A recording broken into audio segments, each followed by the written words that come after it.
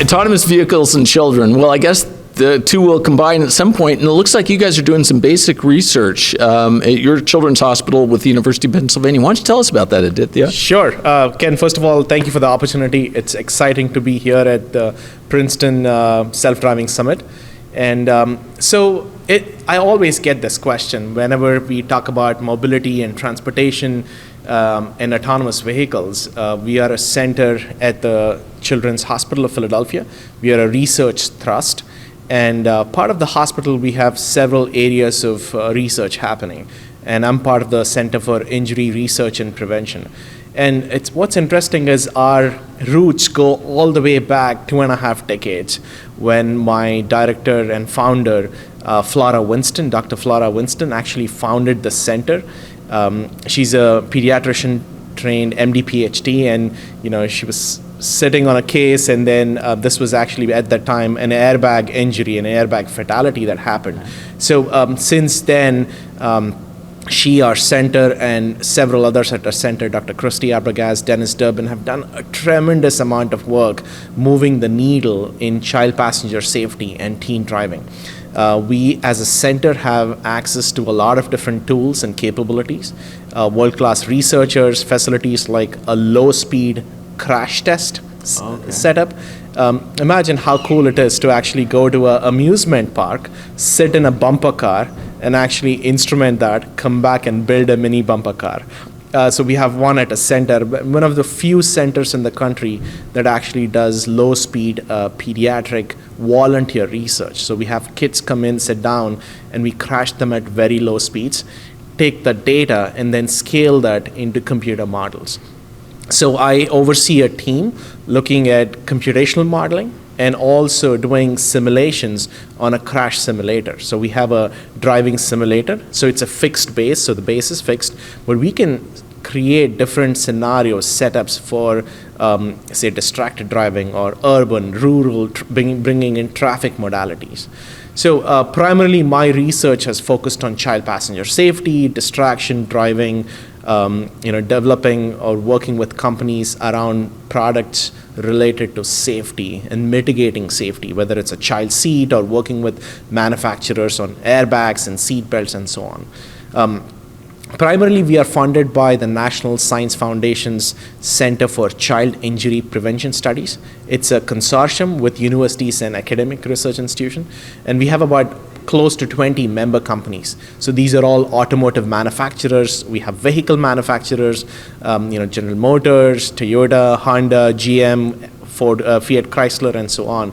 And then we also have the child seat manufacturers, the big names like Britax, Graco, and even Flow in the mix. And stakeholders like FAA and NHTSA and Department of Transportation. So we're working on realistic, tangible products and projects funded by the industry that goes back into the industry. So I know I'm making a difference here.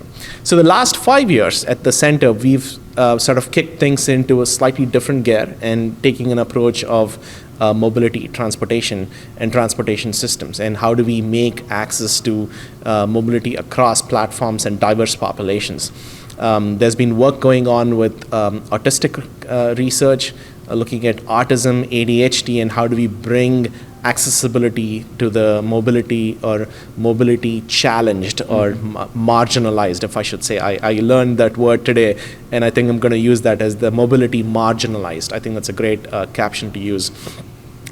So my work focuses on autonomous vehicles, about half of it, wherein we're looking at user experience. So think about some of the concepts that we have seen, looking at, say, occupants in non-standard seating positions, reclined all the way back, reclined forward, or rotated in the normal seating positions.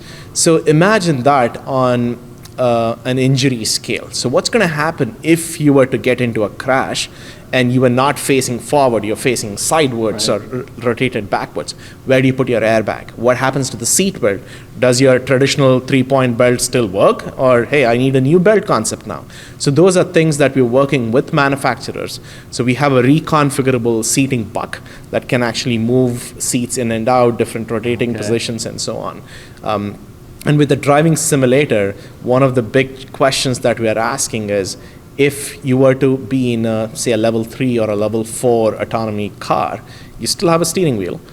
You're in autopilot mode, but for some reason, it switches off. You call them disengagements. So there's a disengagement, and you're not paying attention to the road, but you have to take over now.